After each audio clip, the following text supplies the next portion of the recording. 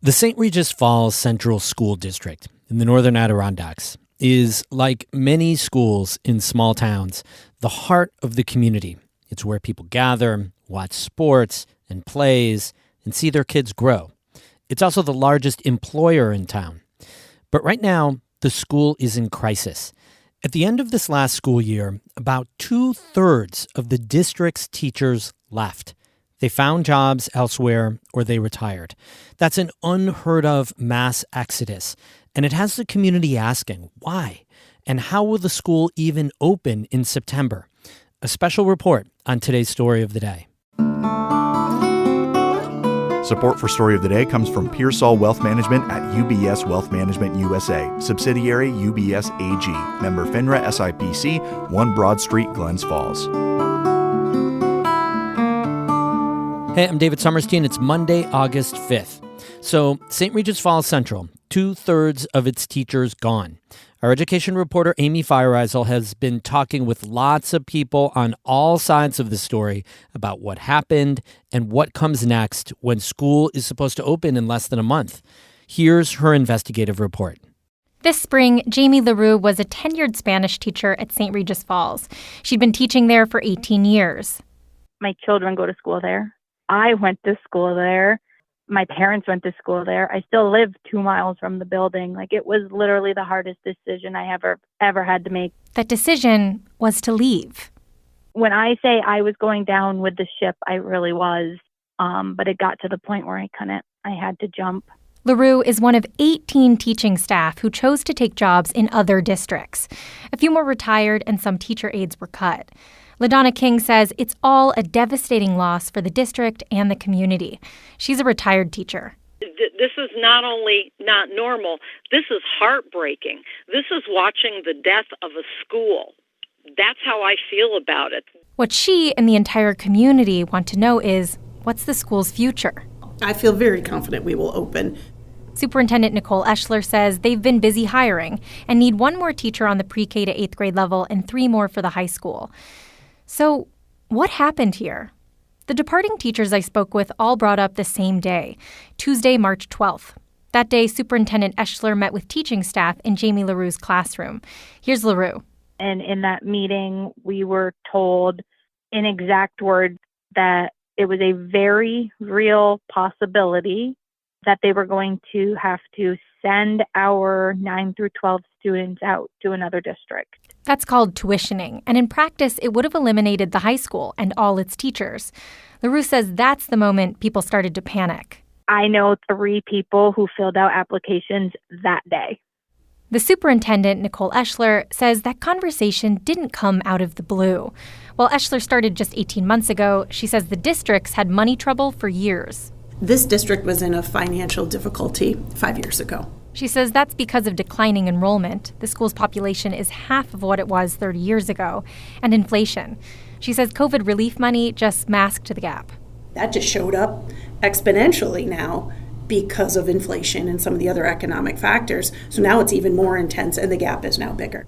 In January, when Eschler and the board started working on the next year's budget, it was a gap of around $1.3 million, and that was without potential state aid cuts. She says they looked at dozens of options to save money, and one of them was the idea of tuitioning out their high school students. But at that fateful meeting, Eschler says she didn't say it was a real possibility or likely that it would happen. She says she simply relayed it was an option. And at that time, I said, I am telling you everything that I do know.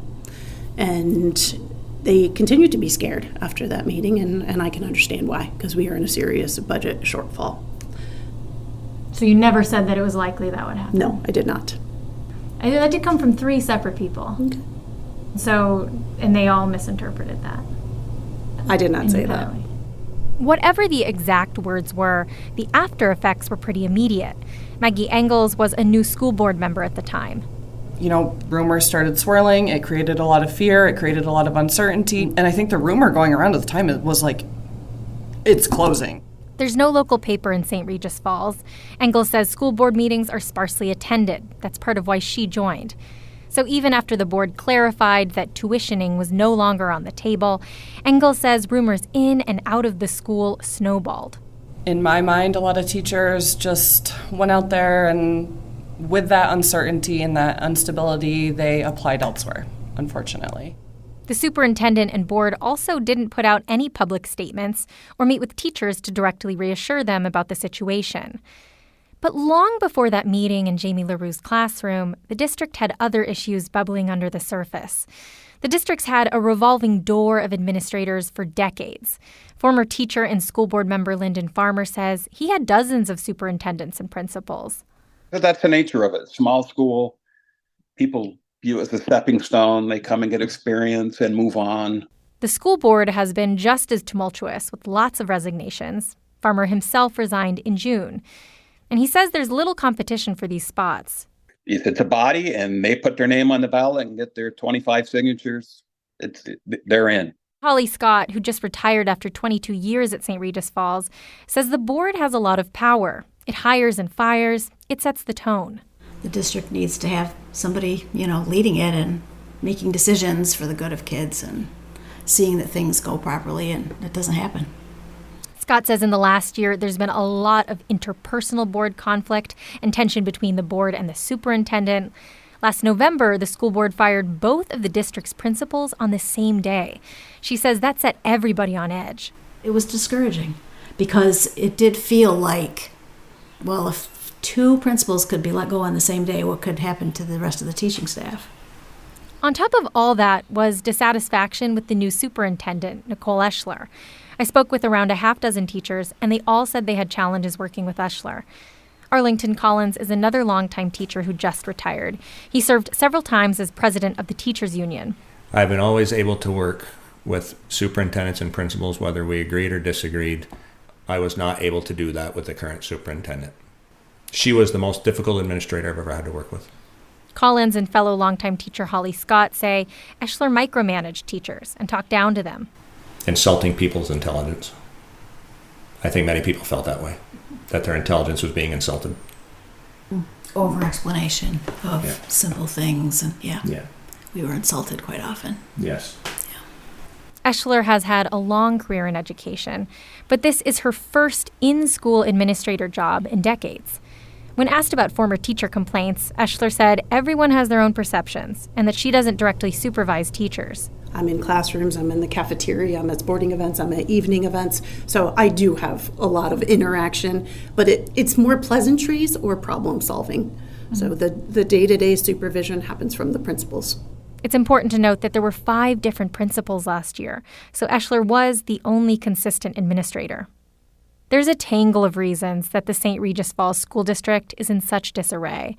Current and past leadership, small-town politics and drama, and a lot of dysfunction. But the school says it's opening. They recently hired a building principal. The current co-presidents of the teachers union, both veteran teachers, say they're excited for September. Here's Nicole Manley. We want the kids to see that we're positive and know that everything's going to be okay, because they're our number one concern. So we're going to do anything and everything to make their experiences the same as before or even better. Maggie Engels was elected the new school board president in June.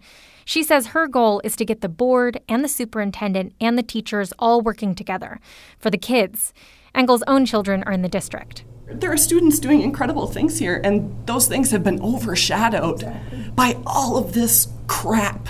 She says she wishes she had a time machine to do things differently, to make teachers want to stay. I just like to tell them I'm sorry. I wish we could go back and have a meeting and say, we're not closing the high school. I just wish that we could go back and reassure them and bring those teachers back, but we can't. She says it's either work together or give up. Let's rebuild this school and put our past in the past. The stakes here are high for the future of the school district, for the town's sense of identity, and above all else, for the remaining students. Amy Feiereisel, North Country Public Radio in St. Regis Falls. You can read more of Amy's reporting, including more details to the story, on our website right now at ncpr.org. Music today by Eddie Lawrence of Moira. I'm David Summerstein, North Country Public Radio.